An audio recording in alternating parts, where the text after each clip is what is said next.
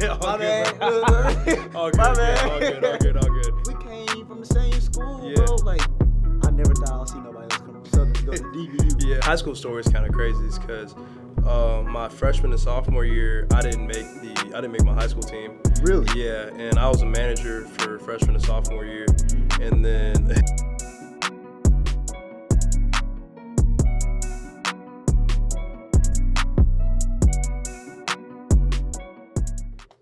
What's up, everybody? My name is Jalen Shoots, the host and founder of Sit Down with SwaggyShoots. Today, our guest who's coming to sit down with me is one of the most dynamic pitchers in the country. His freshman year at Vernon College was named to the NGCAA Region 5 All-Academic Team, a two-time SWAC Pitcher of the Week, Minority Baseball Prospects HBCU All-Star Game participant, and HBCU Swimming Classic participant, and pitched for the U.S. Baseball Collegiate National Team last summer.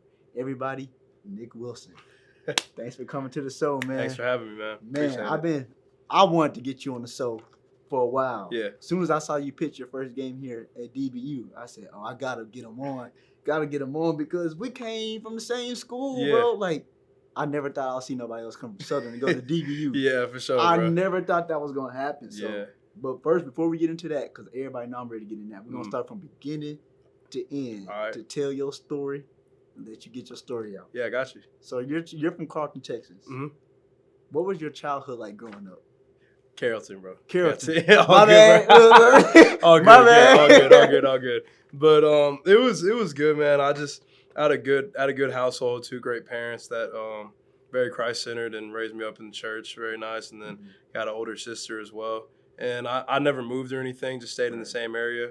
I went to two different schools. Went to a Christian school and then transferred over to the Hebron High School feed line, and just typical old stuff. Just raised up in sports. Always loved baseball, basketball. My dad's a basketball coach, so he tried to put me on the basketball a lot. But he was just like, man, just do whatever you want. So baseball is really where I found my passion at, and so I just kind of rode that into high school. And then high school story is kind of crazy, because my freshman and sophomore year, I didn't make my high school team. Really? Yeah, and I was a manager for freshman and sophomore year. And then it's funny because sophomore year, some kids got suspended, and then they asked me to pitch, and I was like, yeah, I can pitch. Yeah, let's do it. So, and then I did pretty well. I think I threw like 3 games that season, and then like they're just like, hey, like we'll have you on, and then played JV junior year, and senior year was on varsity. Man, I didn't even know that. So let's talk about that. Yeah. Let's wrap that up. High school, you didn't make the team. You were a manager. Same thing happened to me kind of when I played basketball. Yeah. I have ulcerative colitis. It's like a stomach disease. Gotcha. So it was hard for me to continue to play. But my freshman year, I didn't make the team because I couldn't try out. Yeah. So I was manager. And you was a manager. Yeah. Why didn't you quit? I just because I could see myself playing out there with those guys. And honestly, it was the way I was accepted as a manager with the guys I was on. I managed a JV team, not even varsity. And so like it was so much fun because like the guys just treated me like I was one of them. And so I looked up to them a lot because of that. And so that really kept the love of the game for me, because they're like, if you can't love it on the field, then then you can love it off the field as well. And so that was really big for me to stick around. Man, that's dope. You said that you played basketball. Your dad coached basketball. Yeah. What was his reaction when you said, all right, Pops, I ain't playing basketball no more? He loved to watch me play baseball, because his father before him played baseball. He actually played in the Negro Leagues in Houston. Okay. And so he had always known that like baseball was usually my best sport, but he was really passionate about me being a baseball player. He just said, whatever you do, just do your best at it. And he was the main one I was practicing with, because we'd always throw and stuff like that. And then it got to a point where he was just like, yeah, you're throwing too hard. I can't throw it to you anymore. Yeah. But yeah, he was fully supportive, and like he's a big reason why I'm here today for sure. Man, that's dope. I know I tried baseball, but didn't even try. I was just in the batting cage with my cousin. And she played softball. She played at University of Georgia. Nice. But her dad played in the pros. I believe he played with the Cubs. Okay. His name is Cedric Landrum. Okay. I don't know if you heard of him, but he has some records in stealing bases or whatever. So I'm in the batting cage with her. She playing softball. She rounding it up. I ain't never played baseball before, so I'm just ready. Yeah. Clean me, bro. I was like, man. bro. Yeah, that's I ain't never touched a baseball stick. That's gonna happen to everybody. At least so I've been hit in the face more times than I can count. It's gonna happen. Man, I I couldn't take it though. Yeah. It was that joint hurt. Yeah, I was young. It was a family dinner. I think it was like Easter or something. Yeah. I run in, blood all everywhere. Yeah. Cause I'm never touching. Yeah, that breaks a lot of people, bro. I don't blame you. Yeah. I don't blame you at all. So and you pitching too. So Yeah. it's coming fast. Yeah. I've had a couple of those close calls for sure, but it's just like you don't even have enough time to react. It's just like it's just get out the way. It's just there, it's man. crazy. Man, I want to talk about the first time where you thought, "Oh, I love the game." Mm-hmm.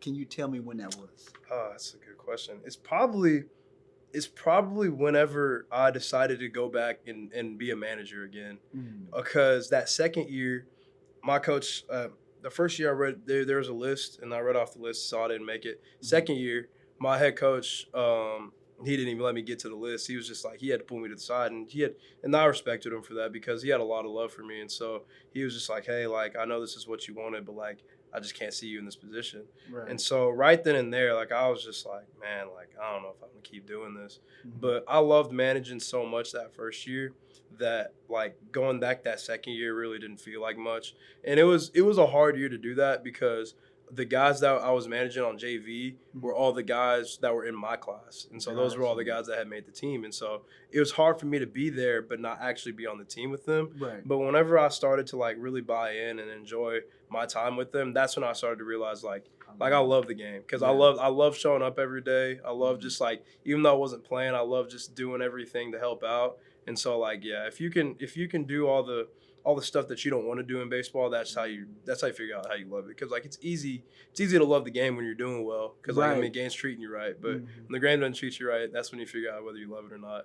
I'm glad. Life can be hard sometimes. It might seem like things are going good, and then with the snap of a finger, feel like your life is being turned upside down. Praxis is the counseling that you need when you're going through life changes. College can be the cause of a lot of pain and depressing episodes like it was for me. And I thought I could handle it on my own, but I was wrong. Praxis is not only trying to help you with your situation, it's also trying to make you become a better person. Down in the description, there's a link to their website with all the information you need to get the help that you need. So what you need to do is see the vision, make a change, and take action. I'm glad you said that. I want to bring this up. I believe it was the game where y'all was playing San Diego. You came in, pitch was right on the money. Yeah. Then I'm like, no, wait. Yeah. No, we ain't gonna do that. Then it happened, and then you hit a pitcher, walk, and then you guys end up losing the game. Yeah. Right? What did you do to make sure you didn't get too much into the moment? Yeah. Because I know a lot of people like that. They're like, man, like I have a friend, like if they mess up, they be like, man, I suck. Yeah. How much? Because you said it's easy to love the game when you're doing good. How can you maintain that love for the game even when it's not going? Yeah, and so that's the main thing. It's just baseball has so many highs and lows.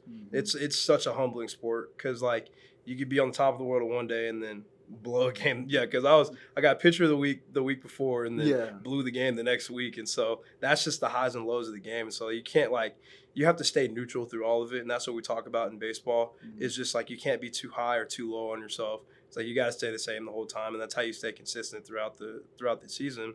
And like what really helps out is like understanding like what you did wrong, but then you can build off of that and be like, hey, like what could I do to be better about it? And so that's what helps you like look forward to the next day of practice, the next game, because you're just like, hey, it's washed. Like, and that's what I had to.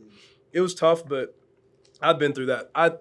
Going through that honestly helped because I've been in that situation many times in baseball, and so being in that and knowing that the world's not going to end, like it helps out a lot. And then your teammates supporting you and just knowing that you're still that guy, and it helps out a lot for sure. Man, I'm glad that helped because like I was in here in the control room.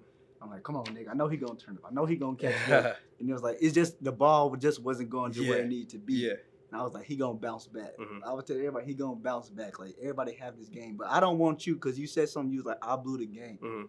It's a team sport. Yeah, you know what I'm saying. Sure. So like I said, like on my podcast, I always like it's always for the athlete. It's not about me. It's for the athlete. It's about your guys' mental health. Yeah, and everything like that. I just want to let you know, that wasn't all on you. Yeah. You know what I'm saying? Yeah, Like, I appreciate that. It wasn't all on you, Yeah. bro. So I don't want you to get too hard on yourself. Yeah, because of course. it happens. Mhm. It happens, and you moved on. Yeah. But you said you was growing up, and that your parents were like they kept your head on right, Christ-centered family. Yeah.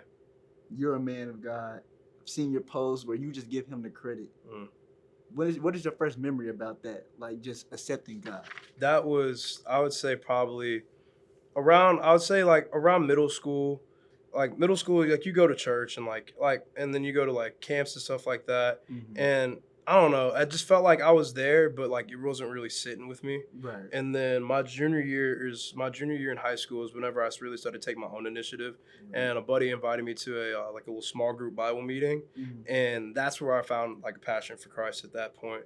Was because I had fun, like I enjoyed the group I was with, but then like I was actually engaged in what I was learning, and like it helped me push my faith a lot further. Right. And just being in environments half the battle, and so being in a good environment and being in a good space where I could talk about Christ with other people, and then they could help me with my struggles and stuff like that. Like that's really where I found my personal connection for sure.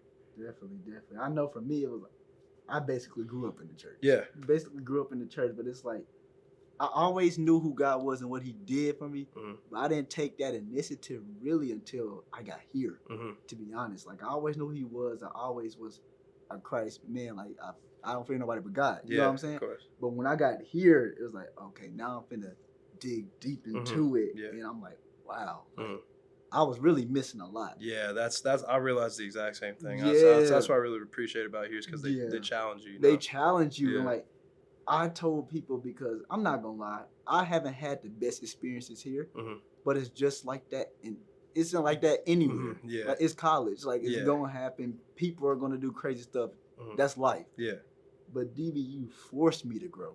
It forced me to grow. It forced me to get my relationship with God stronger. Yeah. And for me to be the man I am today. Gotcha. So it's like just being here and just like being open with it. Like I can go talk to a professor about, my faith or something. Yeah. You don't get that everywhere. So that's one of the best things I liked about DBU. And that's dope that you was raised like that and you took the initiative early on, like in high school. Because I didn't take that initiative.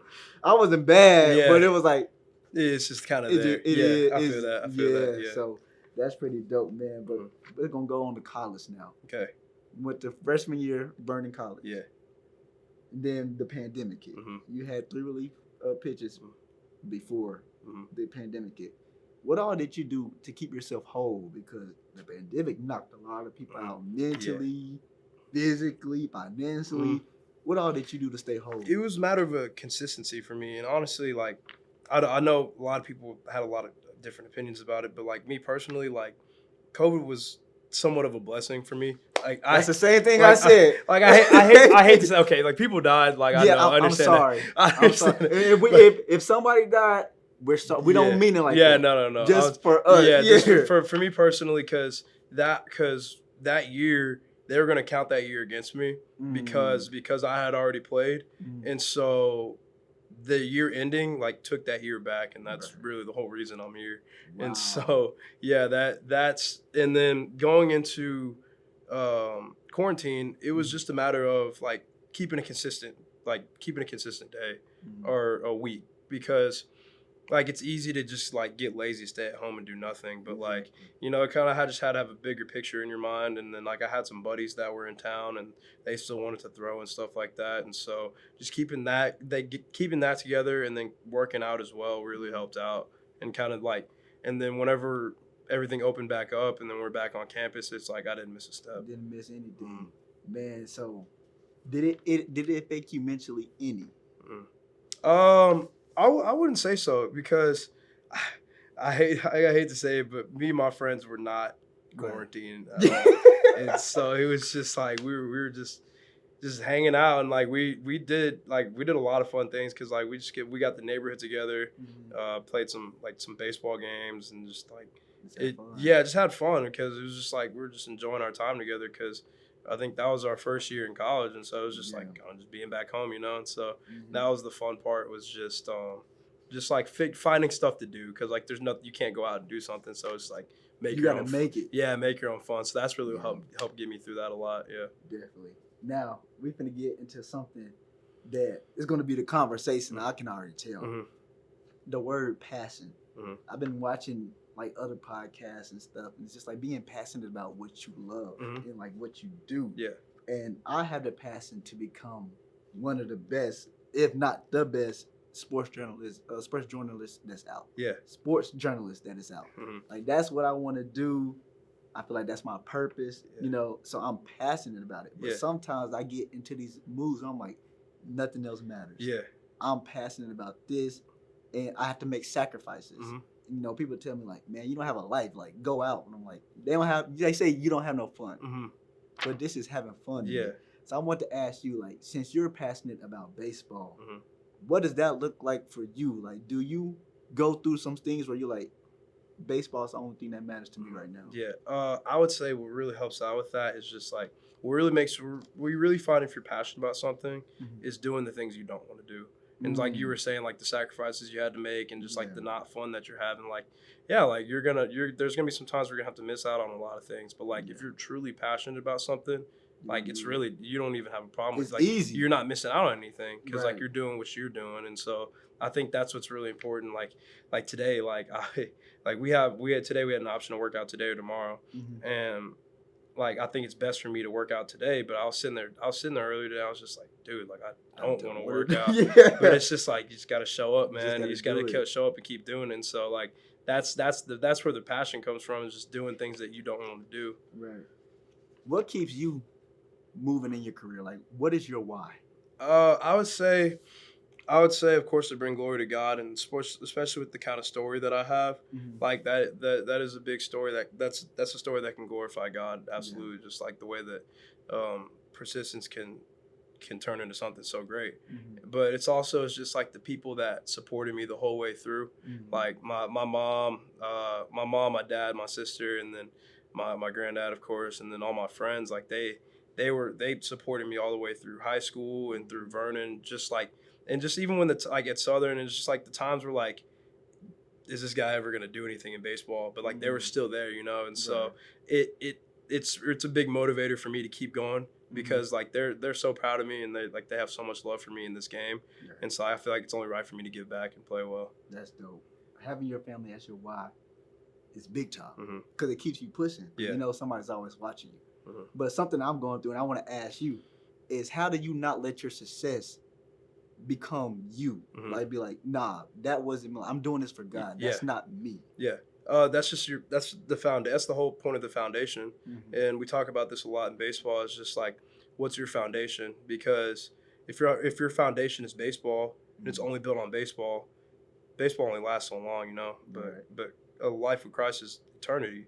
And so like you just once you realize that like what you're doing right now is only like a speckle in like the rest of your life, and the rest of your eternal life, like that's just like, that makes you realize like, yo, it's really not about me. Like it's really not about what I'm doing right now. It's about like who's doing it through me, you know. And so if I figure out that like I'm a vessel for God, then I can just realize that like, you know, it's not my success, it's God's. One of the main pieces Coach Schiefner tries to put in our heads is just it's like weird because they're talking about Palm Sunday today actually. Really? And it's about how like Palm Sunday, like Jesus is on the donkey, right? And everybody's celebrating him and stuff like that.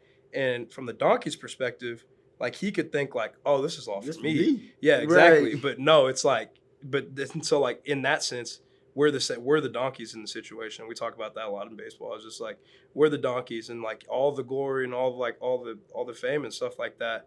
Like it's great and all, but it's not for you. It's the person you're carrying on your back, is Jesus Christ. That's strong. That's strong. I'm about to.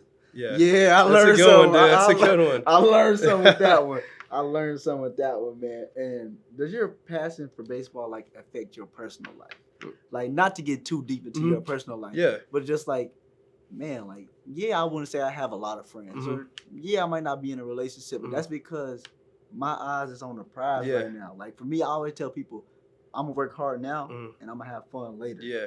Have that have baseball took a hit on your personal life? I would say like just like maybe a little bit because there's like some things that I can't do with my friends, or like there's some things like yeah, there's a lot of things I can't do, and so.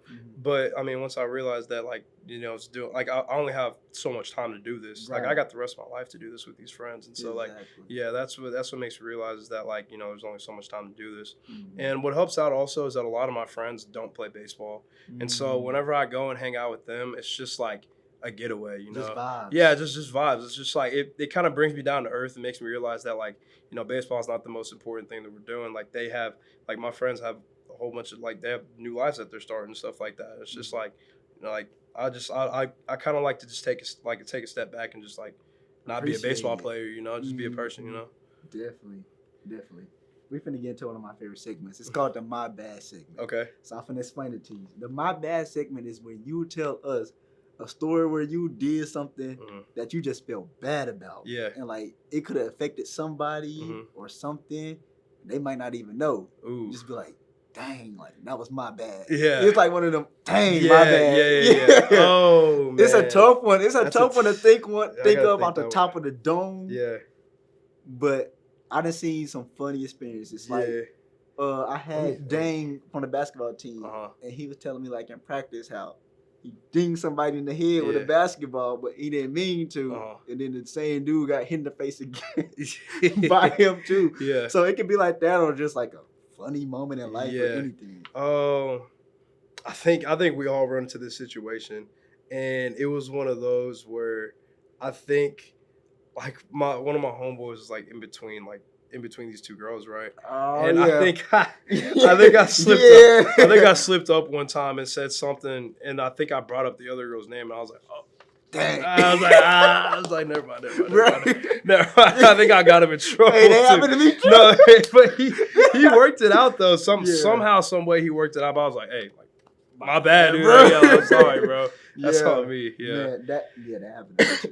it happened to me too. Yeah. But let's just say my time it didn't end up like it's some funny. Drama happened for sure. Yeah, I got lucky. And for they sure. still don't know it was me. They still don't know it was me. That's funny. That's a good one. Yeah. That's a good one. Now, what I've been waiting for. Southern University and A&M College. Yep. So I told you how I transferred from Southern to DBU. I thought nobody else would do it. I thought I was going to be the only one in history to do it. Yeah. And then here you go. So what made you choose to go to Southern?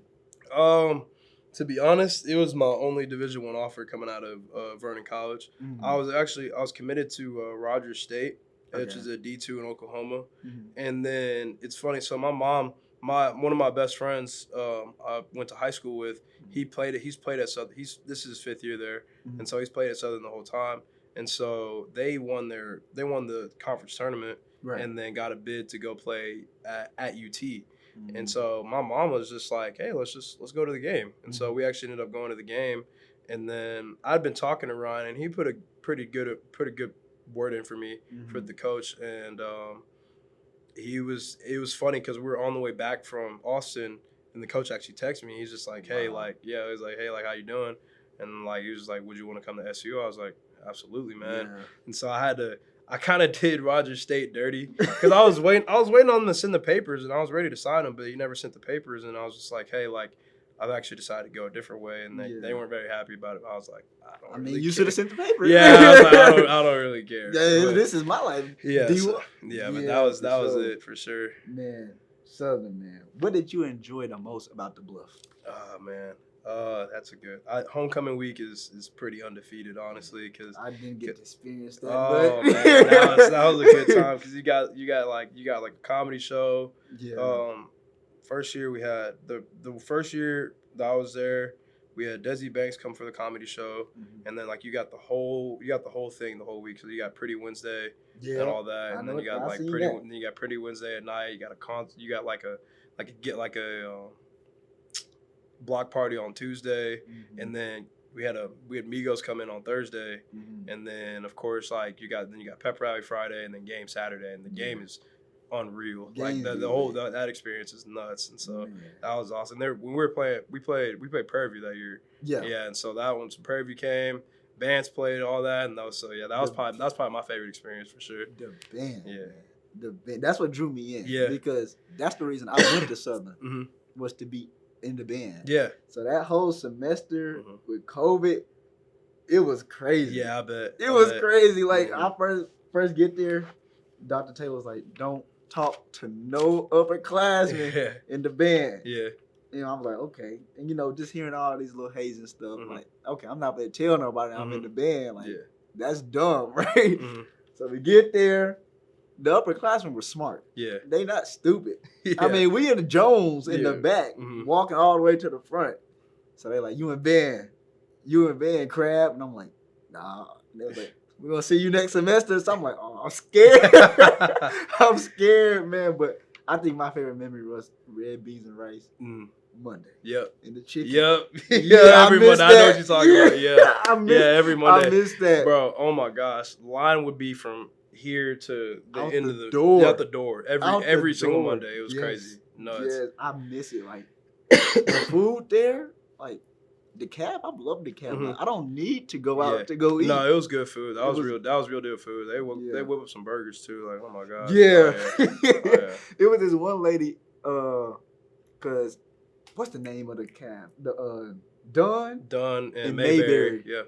So when we first went to Dunn, I'm like, okay, it's cool. But that Mayberry, Mayberry hit different. Mayberry hit different. Mayberry solid. Mayberry's where I went to lunch for every day. Yeah.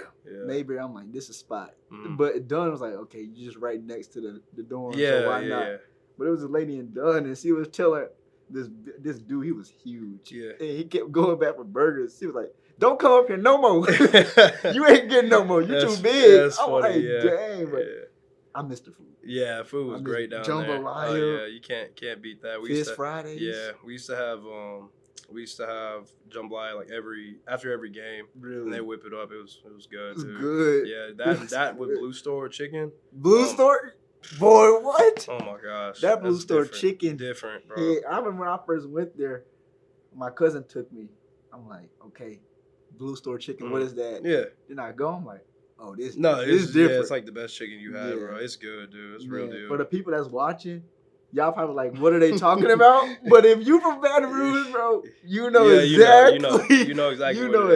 That's some good. That's good stuff. Boy, I miss Southern, bro. Yeah. I miss Southern a lot. But like everything happens for a reason. For sure. And I was telling my crab brothers and sisters, I'm like, man, like everything happens for a reason. If I would have stayed there, I probably wouldn't be here to film this today. Yeah. Like that's how bad it was. Yeah. Like I was sick, and it came to one day I was in Walmart with my friends, and I'm walking. I'm like, oh, I can't. Like I'm getting tired. I'm getting tired. Like I can't walk. Yeah. So got the energy. Got back to Jones. I'm laid out. Text my family like, I ain't feeling good. Yeah. Then I come back home. And then when I get home, I stayed at home for like a few days. My mom was like, you feeling better? I'm like, no. Go to the hospital.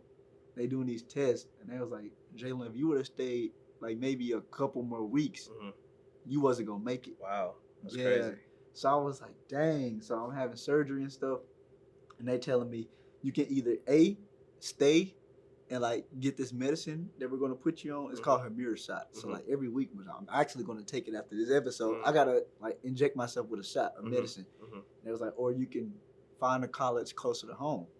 So I'm like, man, like my family at Southern, because they became family, man. Yeah, you become family quick. You become family quick. Yeah. Before I even got there, we had group chats or you talking all day, every day. Yeah, especially back there in the halls too. Everybody's pretty close. Yeah, everybody was close. So I'm like, I came to a hard decision. Like, what am I gonna do?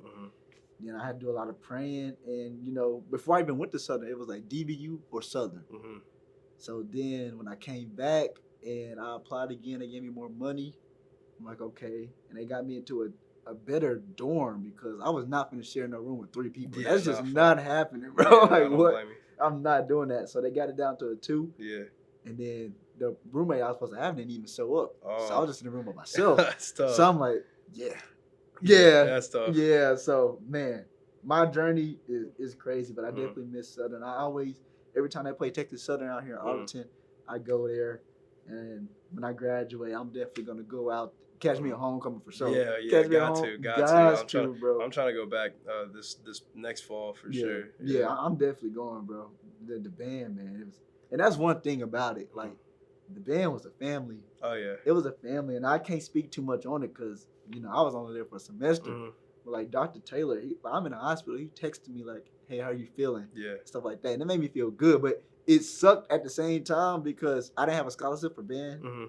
but I was supposed to. Yeah. He told me, he was like, "Why? You don't have a scholarship?" I'm like, "No." He was like, "That ain't right. You supposed to have a scholarship." That's tough. So exactly. Yeah, So he that's was tough. like, "We're gonna work on that." Mhm. So I'm like, "Okay, bet." Then just to be like, "Hey, I gotta leave." Yeah. I was hurt. That's a tough one, dude. I was it's a tough one hurt, for sure. bro. But like you said, it happens for a reason, it happens for a reason. I Yeah. just gotta keep telling myself that, like, Mhm. with all the negative stuff that happened, like, happens for a reason. Yeah, for sure. Happens for a sure. reason. And now, boom. Now we both here Mhm. at DVU, but it's a predominantly white school. Mhm. I mean, I'm not gonna lie. It took me some time to adjust. Yeah. Coming from an HBCU, coming from Louisiana. Yeah. Just coming from Yeah, Louisiana. in general, yeah. And then coming here was a big adjustment. Mhm. What adjustments did you have to make, or adjusting? Like, if you're still doing it, Yeah. what does that process look like? I don't know. Well, I think it was a big adjustment going from Vernon to Southern because that's predominantly white and that's like country white, and so it's way different. I mean, I grew up around predominantly white people because my area was mainly white, and then my high school was as well, and so going from there to Southern was probably more of a culture shock than going from Southern to here, honestly. Yeah. And so yeah, just going there and adapting and just understanding just like the culture there, it was amazing, and then like immerse myself in that as well. And then going from there to here, like it was definitely a difference for sure because I mean, I understood my environment here, but it's a lot different than at Southern, and so I don't think it was that big of an adjustment for me because it was just like, just be myself, Just be because like, I mean, people like you, they like you, and they don't. So, and that's I'm gonna just be myself the entire time. So, it really wasn't that crazy of an adjustment for me. Okay. And then being on the baseball team helped out a lot as well. Because you got the guys. Yeah, you got the guys there, and it's just like I didn't really know anybody coming on the campus, and then like you start to get to know each other pretty quick, and because you're around each other all the time, and so getting in good with the baseball team helped out a lot as well. Let's talk to me about the Vernon to Southern thing. What was your first like? Oh, this is different. Yeah. What was that first? I think it was Pretty Wednesday, and it was the first Pretty Wednesday of the year. And like you got the yard packed, you got fraternities rolling and stuff like that. I was just like, what is going on? And luckily my whole I was roommates with my best friend, and so he helped me out a lot with that whole experience, and he honestly made it a lot better. Yeah. But it was just like, wow, like this is something I'd never seen before. Yeah. And so it was cool, and like I just like realized like not every college is doing this, and it's just like it's that HBCU experience is a little different, and that's why I fell in love with. And then I actually lived on LSU's campus. Okay, because it's like 10 minutes away. Yeah. So I was over there, and because the living over Southern is not the best, and so I was so I was at LSU, and so we kind of got the best of both worlds a little bit because I got to experience some of the stuff at LSU, and then of course being a student at Southern was just different. So it was just like that whole college experience was just like insane because it was just like, wow, like you're in the middle of it, Yeah, it's crazy. Have you seen the show All-American? Yeah. So you seen Homecoming? I only watched a few episodes. I ain't seen the whole thing. But you seen like the pitching, HBCU, baseball. How much of that would you say is like kind of true? Like just the dynamic and vibe around HBCU baseball. Yeah, I mean, it's just like, the show can't describe everything, but it's just like, it's a lot of pride behind it, and that's what I really loved about HBCU ball. Is just like everybody that you play against in the SWAC is like a rival, Like whenever you play Graham, like it means something. Whenever you play, if I hear the word Graham, it just when you play Grambling, it means when you play Jackson State, it means something. When you play Texas Southern, it means something. So like every game, like you don't feel like you're taking something off because you feel like it's bragging rights, and like that's what. A lot of the alumni put in our heads was just like they had a lot of passion for their teams, and it was just like, it doesn't matter who you're playing in the SWAC, like you got to beat them, Yeah, so that's what helped out a lot.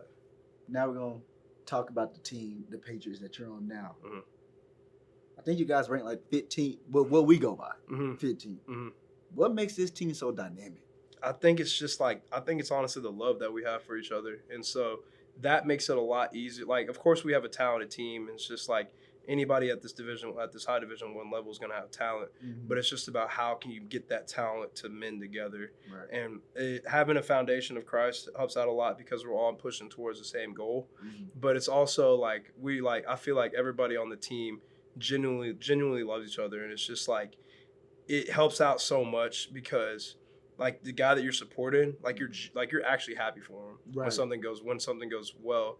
And it's just like on the other side of that, it's just like, you know, that your guy has your back, you know. And it's just like you have like we have a motto of 37 on 1, like it's 37 of us, and like rather than 1-on-1 on the mound, it feels like you're 1-on-1, but it's actually 37 on 1 because you got your guys like right there behind you. Yeah. Oh yeah, that's helps out a lot. That's dope. Cause you guys are doing your thing. You guys are doing your thing. I believe. How many games y'all lost? 2 or 3? Yeah, 3. 3. Y'all starting off hot. Yeah, y'all starting off hot. Definitely. For sure. So first of all, congratulations on that. Yeah, appreciate that. And I wish you guys the best of luck the rest of the season. Absolutely. Now, you pitched for the USA Baseball Collegiate National Team last summer. Tell me about that. Like, how did you know that was going to happen? Dude, I need all the tea on this. I tell the story the same, and I still can't believe it. I'll tell it 1,000 times, still not believing. So, they're trying to get my head coach at Southern to go coach out there this summer. I'm not sure if it's actually going to happen still, but they wanted him to go out there and coach because they had 3 HBCU coaches out there this past year. Okay. And so they wanted him to go out there. And then I didn't get any all-conference honors, and so he had called him and was just like, hey, like, if you're going to have me, like, I want one of my guys represented. And so they looked at my season and looked at my statistics and stuff, and they're just like, yeah, we'll have him, because I think a guy from Vanderbilt was supposed to go, but he ended up declining because he was hurt. And so they had me on. They called me a week before, because trials started Friday, and they called me a week before, right before, and I was just like, yeah, like I'm in. Of course. And I didn't really understand it. I didn't really understand the weight of it until I was just like, I'm not gonna believe this until they sent like the tickets or something like that. I was like, but they sent that plane ticket. I was just like, oh man, like this is real. Then I touched down, and like I didn't really understand what I was getting into. Like I didn't understand like what the weight of it was. And then like I see the people that are there, and I'm like, I seen this guy, like all top players in the nation. I'm like, this is a real deal, you know. Yeah, so that's whenever that definitely put some butterflies in my stomach for sure. But this is the challenge that I wanted, because I felt like I had dominated the competition that I was playing at, and I wanted to see at myself if I could take that to the next level. And that was a really big test for me, was just realizing that like I deserve to be out on that field. Like it wasn't like, at first I was kind of scared, because I was just like, you know, like what am I doing here? Like why me, you know? Yeah. But then it was just like, nah, like I'm here for a reason, and so just had to go out and do my thing. Is that when you're gonna say the moment that you knew like this your worth? Like when did you realize your worth? Was that moment? It was then. I think it was whenever, it was probably midway through the season, whenever I really started playing. Well, no, it was actually the summer before. And I went all the way in Washington to go play summer ball, and that was my first time starting. And actually, I was actually doing pretty good, and I think I got all conference honors that year. And it was just like you're good, dude. Like I think I was still stuck in that underdog mentality of like being a manager, and then being from like a low JUCO. Like I was just like that underdog guy. But then when I realized, I was just like, no, like I'm the predator, you know, I'm the one hunting these guys. And so like that's when I slipped into that mentality, that's really helped me out. And so going fast forward all the way to USA, like I had to remind myself like, hey, like you're still that guy, you know. Right. And so I think having that mindset really helped me out and helped my confidence in that for sure. Yeah, that's big time. Yeah. Like when I read that, I was like, oh yeah, he's the real deal. Yeah, he's a real deal. And I'm not even gonna lie, me personally, I don't like watching baseball like that, because when I'm not gonna say not now, I can watch it. But a few years ago, yeah, man, I don't blame you, bro. It's a super slow game. It's just like long game, bro. Yeah, it's a lot going on. It's a slow game. I don't blame you at all. No, because I'm used to everything being fast, like basketball, football. Yeah, that was it for me. That was it. Like that's all I played. That's all I watched. That was it. So I'm like, okay. Then I come here, and they was like, yeah, you got to work at least amount of games. Yeah, I'm like, bro. Especially being on the camera, bro. Yeah, that's tough, dude. I'm like, bro, my back hurts. That's tough. My back hurt, but like, I feel like I I've come to like it more. Especially, I interned at CBS last semester. Nice. Yeah, and that's when the Rangers won. And just being in there and just watching it and seeing how much it meant to people that they won. Yeah, I'm for sure. Yeah, it's like, a lot of passion behind baseball. It's passion behind baseball. Like, they love it. And like, I don't know, it's still crazy. Like, just to describe how it was, like, I'm in there. Like, when they won the World Series, it's like, this when I knew, I'm like, okay, I'm meant for this. Because I can't even celebrate. Because I used to watch them, but when they choked in 2011, it was tough, dude. Yeah, I'm done. I cried real tears over that. Yeah, I was like, that was rough. I said, yeah, bro, I'm done with baseball, man. But then when they did, I'm like, bro, I can't celebrate. Like, it wasn't like they told me, like, don't celebrate. It was like, I can't celebrate. Yeah, for sure. Now, for you, it's different celebrating for you. Yeah. Walk me through that Alabama game. Oh, man, that was sick. Get the strikeout.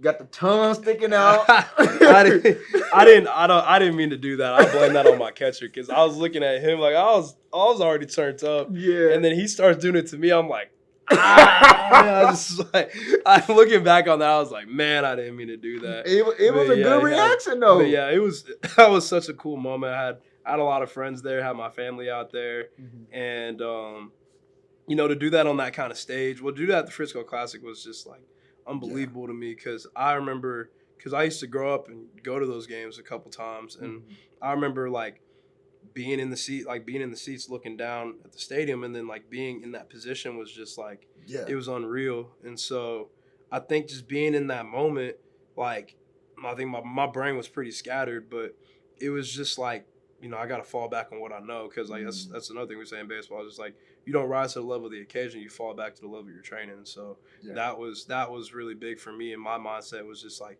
doing what I know is going to work for me. What would little Nick that was watching the Frisco Classic tell Nick now? He'd probably say that's not you. But it is. Yeah, it is. He'd probably say it's not. I don't know, dude. I think about that a lot. It's just like how far I've come in this game. It's just like, because like at times like I catch myself, I'm just like, I got to get this next thing. But like I never get a time. I never take a lot of time to like sit back and realize like how far I've come in this game. Yeah. And it's amazing to think about. And it's just like, it's surreal. Like, of course I want to keep it going, but like I like if my career ended today, like I would love what I did with what I had, because you know I made the most. I did the most with what I had, you know, and so I think that's what my little self would be the most proud of, is just like making the most of what you have, you know, like whether that would have led you at whether that would have stopped you at Southern or Vernon, like as long as you got the most out of the game, like that's it, dude. I think it's hunger mentality, really, like just.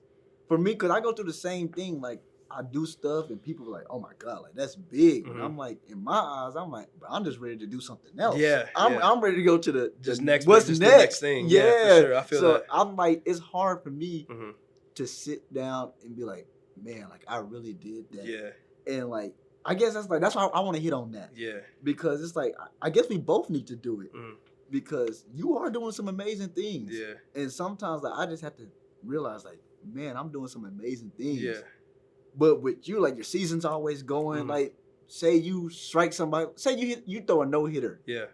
You got a game tomorrow. Yeah, you know exactly. It's the next game it's mentality. the next game. But it's like, what can we do to seize the moment? Yeah. That's a good question. And honestly, what takes me back is at the HBCU Classic in Seattle, it was after the game, and like it was a great show. Like I think like 10,000 people showed up and everything. It was amazing. It was a crazy experience, and being out there in Seattle at the Major League Stadium was awesome. And then we had a fireworks show after, and I saw my mom before, gave her a big hug, and she was just in full on tears. Yeah. She was just like, it was unbelievable. It was so cool that they got to come out to that. Yeah. And so they had a fireworks show after, and I remember sitting there just like on my phone videoing, and then like I just started like bawling, crying out of nowhere. I'm just like, wow, dude, this is real. Cause like I was in North Carolina 4 days earlier on the 4th of July pitching for Team USA. And then now I'm here playing on national TV at the first HBCU All-Star game on the MLB level. It was just like, I was like, and then I played another All-Star game with MVP. Before that, I was just like, dude, like, this is everything you ever wanted. Yeah. And like I think at that moment it was just like I started crying, and I was just like, this is it, man. Like I was like, it was amazing. And so I think that was good for me to do, is to make me realize that like, like you got to sit back and smell the roses sometimes, because like you've done so much to do. You've done so much good work, and it's just like you got to appreciate it sometimes. And so that was the big time I had to appreciate it for sure. Would you say being a manager is what helped you become to where you're at now? Yeah, definitely. Because like it taught me that like baseball doesn't make you who you are off the field ever. Like that's what I realized with those guys. It's just like, you have the worst game ever, and then they're still smiling in the locker room after. And that wasn't me before, and I don't think I understood that. Right. It's because like I would have a bad game, slam my glove, and just like not like kind of just pout and just like not talk to anybody. But then I realized that like I'm letting the game affect who I am off the field, and so like seeing how those guys reacted to not being successful all the time, because I was just like, like if you make the team, like it's easy from there, right? Like, you're good. And I'm like, no, like so much more work to do. Excuse me. And so it was just like realizing that like, those guys could have bad games, and then off the field they're just like they're the same person. And so like that taught me how to do the same thing now. Like even after that San Diego game, it was just like what can I do to be a great teammate tomorrow, And so like that's really what helps out a lot, is because it kind of just levels you out a little bit. Doesn't make you ride the highs and the lows. And so that's what helped me out as a manager a lot. Yeah, that's dope. Motivation. I feel like that's something we all need. What is something that motivates you to keep going? Like say you're in a slump. Yeah. Like, you're just out of it. It might not even be baseball. Yeah. Let's just talk about life. It might be in life. What motivates you to keep going? I'd say just God's glory, because like you wouldn't like God put you in that position for a reason, and He doesn't want you to stop. And it says like in the Bible, it says like do everything for the glory of God with all your heart. And like there might be times where like, hey, you're stumped, but it's just like, hey, keep giving it your all. Like it doesn't matter. Like and that's in anything. Like whether you're like a janitor, whether you're like picking up trash, or even as a manager, that's what pushed me as well. It's just like, how can I be the best manager that I can be, Right. Or like, how can I, like, even though I'm tired, like, what's the most that I can do right now to get the most out of what God's given me, And so that's a big motivator for me. Got you. This is my last question. I ain't gonna hold you here too long. All good. This conversation been good. No, that's awesome, bro. I told you we're gonna have a great conversation. Yeah, it's been great. I watch a podcast called The Pivot. Okay. And I'm not trying to steal their idea, but it's like with Ryan Clark and Fred Taylor and Channing Tatum. I believe that's his name. They all play NFL football. Yeah. But it's called The Pivot because they like to ask what was their biggest pivot in life. I want to ask you, throughout your journey, what is the biggest lesson you feel like you learned through your faith? I would say, that's a good question. I would probably say just give everything you have to everything that you do. And it's just like, whether that's your job or just like, whether that's your job, because I remember I was working at Domino's. I'm just sitting there just like, dang, like it's a long work day. But it's just like, I kind of compete with myself, because it's like, how can I beat, like, because I used to deliver pizzas, it's like, how can you beat the time that you had before? And so like I would challenge myself. Yeah. And so I think that like, if you can do that with anything in life, if you can challenge yourself with anything in life, I don't think there's anything that can stop you. Because like, it's just like, because God's given you so much, and it's just like, if you make the most out of it, then He's going to give back to you as well. And so I would say that's the biggest lesson I've learned, is just make the most out of whatever position that I'm in, whether I'm a manager, whether I'm on the worst junior college team, or whether I'm on the best team in the nation, Division I level. It's just like, just be the most that you can, Yeah, that's dope. I'll definitely say just to challenging yourself. One thing I started, like, maybe a year ago, I had depression. Sucked, right? Only thing that got me through was just being in the Word and working out. Yeah. So I was like, 5:30, I'm getting in the gym. And if I didn't make it in, like, I set my alarm clock for 5:30. That means once I get up, I gotta hurry up and brush up and get in there. Yeah. Because I was like, if I'm not in there by 5:50, I'm gonna run a mile. Yeah. And like, I challenged myself, I punished myself, I held myself accountable. Now it's like, okay, let's not do that with the gym. Like, let's focus on life. Like, Jalen, you know what you're doing. Like, you know what you're doing. It's like, for me, it's like sometimes I'll slip up and cuss. I'm like, why did I even just say that? Yeah. You know what I'm saying? Yeah. So it's like, Now I just don't. I try not to do it. Sometimes it will slip. Yeah, it'll slip. It will slip. Yeah, for sure. And I'll be like, dang. Yeah. Like every time it tough. slipped, like I'll be like, dang, my bad. But yeah, that's part of you challenging yourself is just saying like, dang, like cutting yourself off. So that's a good thing about it. Just doing that in life, and like my friends will laugh. Like every time, like they'll laugh, like, bro, what? And I'm like, you won't understand, bro. Like, it's just you won't understand. Yeah, just gotta keep myself pushing. For sure. My last thing I had my last few guests do this. I want you to look at your camera too. Say there's a kid that didn't make their team or something. Okay. Give them some advice to keep them going. Okay. Yeah. Whatever you're going through right now, like, just keep pushing.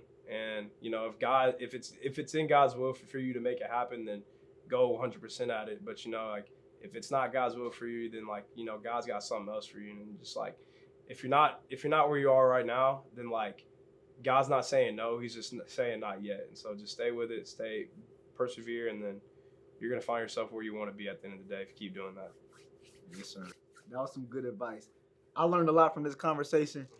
Thank you so much for coming. Yeah, of course, to do bro. this, I appreciate it. It's awesome. Sir. It was cool. Sir. This has been another episode of Sit Down with SwaggyShoots. I will leave Nick's Instagram and the Patriots baseball schedule in the description below. Y'all be blessed. We out. Peace. I appreciate it.